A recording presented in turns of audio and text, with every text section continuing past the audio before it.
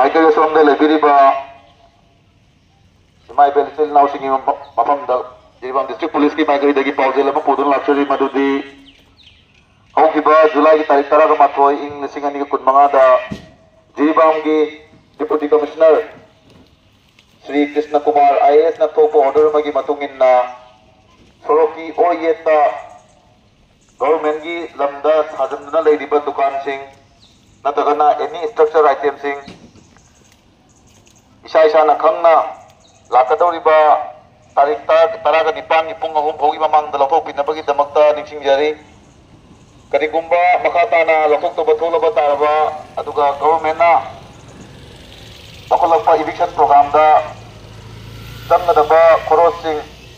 Hariba Dukan Natagana structure gi Papusing na Tokadabuni na order siga Makata na Pali Asina Maramo Haraga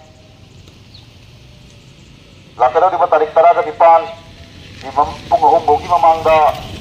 saya na sadal di ba natagana structure any structure item sing dapat pinabagi damakta ning jari. Thank you.